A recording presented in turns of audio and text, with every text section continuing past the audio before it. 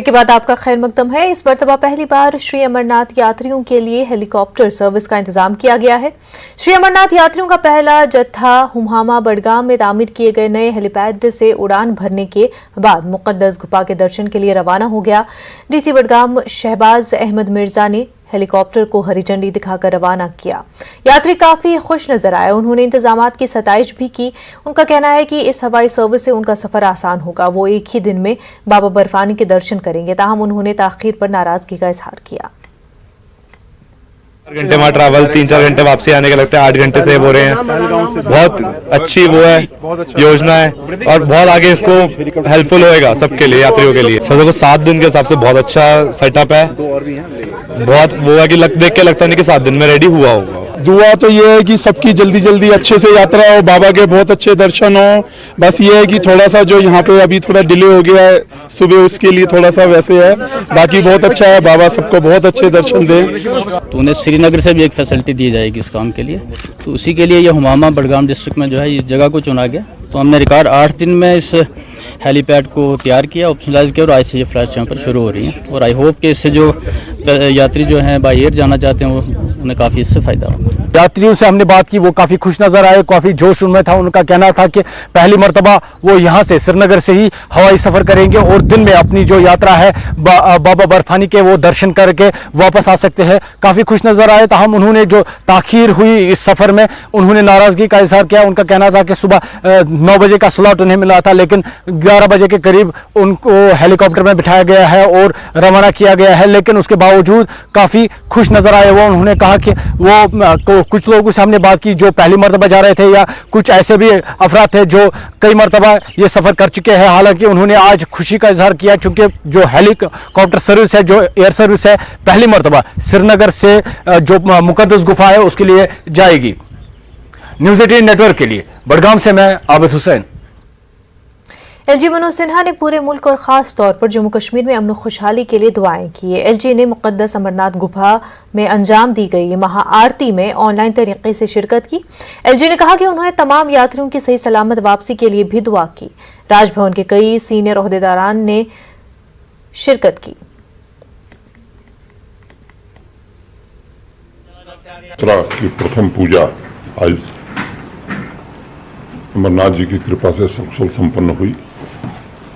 देश भर के श्रद्धालु यात्रा के लिए आए हैं। मुझे पूरा विश्वास है कि महादेव और बाबा अमरनाथ की कृपा से यात्रा सकुशल होगी और बाबा की कृपा से सभी लोग अच्छे से दर्शन करके सकुशल वापस जाएंगे। स्वाभाविक रूप से एक तो यात्रा सफल हो, जो लोग आए हैं वो बाबा का दर्शन करके सकुशल वापस जाएं। जम्मू कश्मीर में अमन, चैन और विकास हो और देश में भी सद्भावना का वातावरण हो और भारतवर्ष तरक्की के पथ पर आगे। श्री अमरनाथ जी यात्रा के लिए ट्रांजिट कैंप पांथा चौक में यात्रियों की सहूलियात के लिए जिला इंतजामिया श्रीनगर ने तमाम इंतजामात किए हैं। कैंप में बिजली, पानी और बैतुल खुला का इंतजाम किया गया है ताकि किसी भी यात्री को कोई भी परेशानी दरपेश न आए।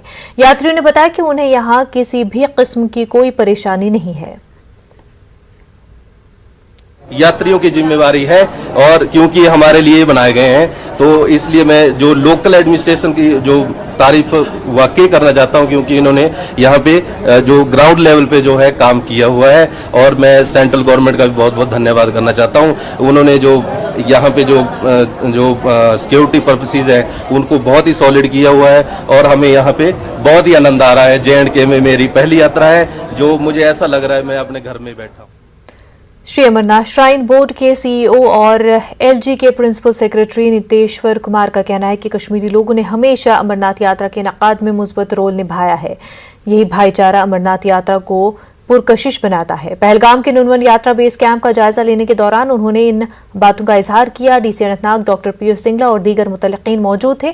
कुमार ने यात्रा के जिम्मेदारान से मुख्तलिफ अमूर पर तबादले ख्याल किया। उन्होंने बालतल का दौरा किया। मुकद्दस गुफा में उन्होंने दर्शन किए और पूजा में हिस्सा लिया।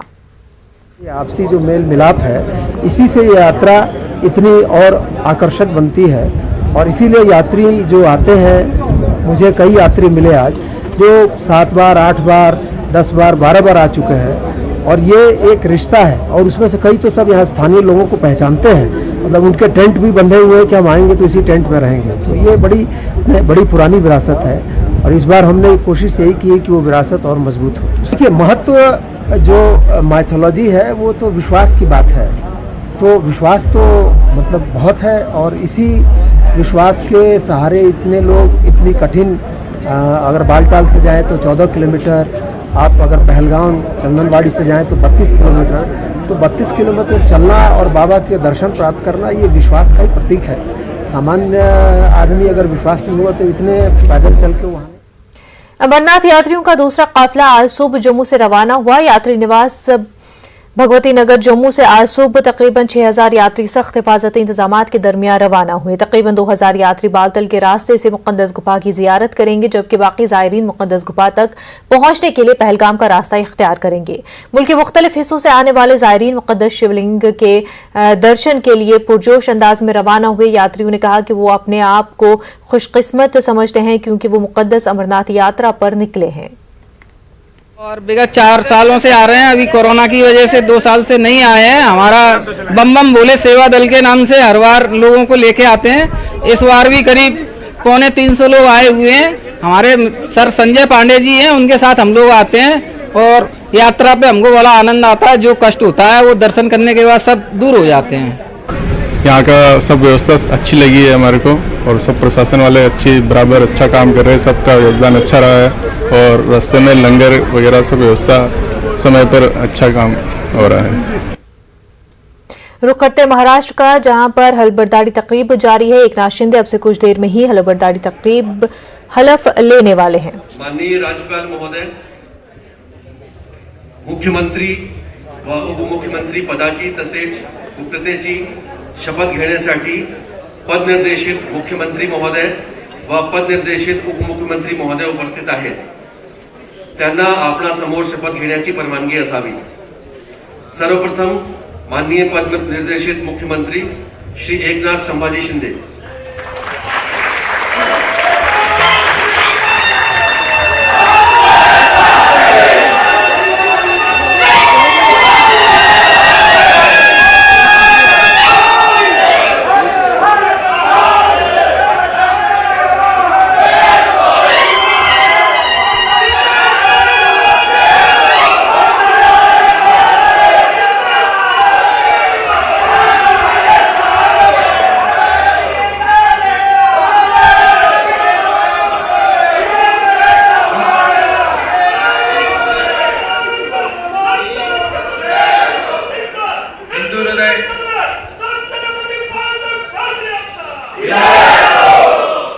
हिंदू हृदय सम्राट बाळासाहेब ठाकरे, धर्मवीर आनंद दिघे साहेबांच्या आशीर्वादाने मी एकनाथ संभाजी शिंदे ईश्वर साक्ष शपथ घेतो की कायद्याद्वारे स्थापित झाले आहे अशा भारतीय संविधानाबद्दल मी खरी श्रद्धा व निष्ठा बाळगीन। मी भारताची सार्वभौमता व एकात्मता उन्नत राखीन। मी महाराष्ट्र राज्याचा मुख्यमंत्री म्हणून माझी कामे निष्ठापूर्वक व शुद्ध बुद्धीने पार पाडीन आणि संविधान व कायदा यानुसार सर्व तऱ्हेच्या लोकांना मी निर्भयपणे व निस्पृहपणे तसेच कोणत्याही विषयी ममत्व भाव किंवा आकस न बाळगता न्याय्य वागणूक देईन।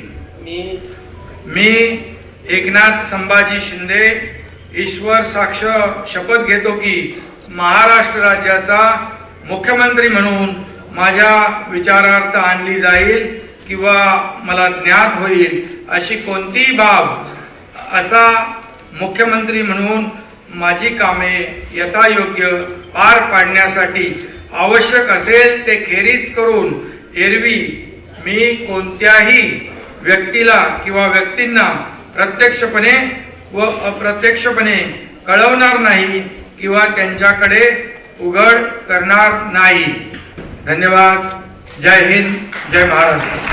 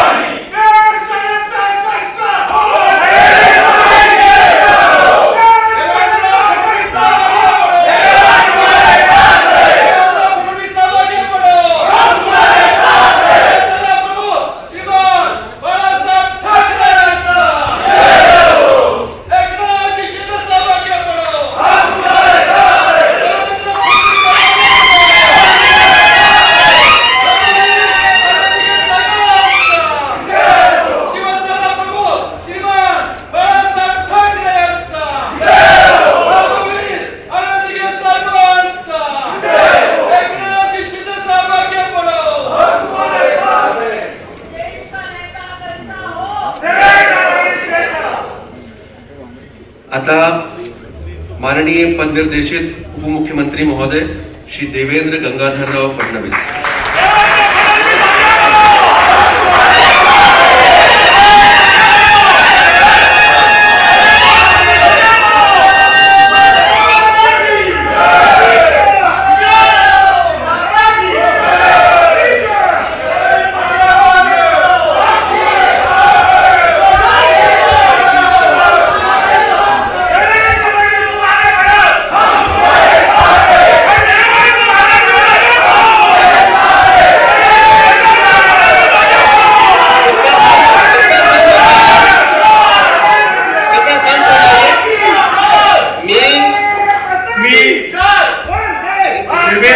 गंगाधरराव फडणवीस ईश्वर साक्ष शपथ घेतो की कायद्याद्वारे स्थापित झाले आहे अशा भारतीय संविधानाबद्दल मी खरी श्रद्धा व निष्ठा बाळगेन.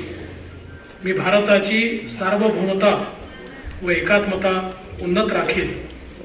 मी महाराष्ट्र राज्याचा उपमुख्यमंत्री म्हणून माझी कामे निष्ठापूर्वक व शुद्ध बुद्धीने पार पाडीन आणि संविधान व कायदा यानुसार सर्व तऱ्हेच्या लोकांना मी निर्भयपणे व निस्पृहपणे तसेच कोणाच्याही विषयी ममत्व भाव किंवा आकस न बाळगता न्याय वागणूक देईन. मी देवेंद्र गंगाधरराव फडणवीस ईश्वर साक्ष शपथ घेतो की महाराष्ट्र राज्याचा उपमुख्यमंत्री म्हणून माझ्या विचारार्थ आणली जाईल किंवा मला ज्ञात असेल होईल अशी कोणतीही बाब असा उपमुख्यमंत्री म्हणून मी माझे कामे यथायोग्य पार पाडण्यासाठी आवश्यक असेल ते खेरीज करून एरवी मी कोणत्याही व्यक्तीला किंवा व्यक्तींना प्रत्यक्षपणे व अप्रत्यक्षपणे कळवणार नाही किंवा त्यांच्याकडे उघड करणार नाही.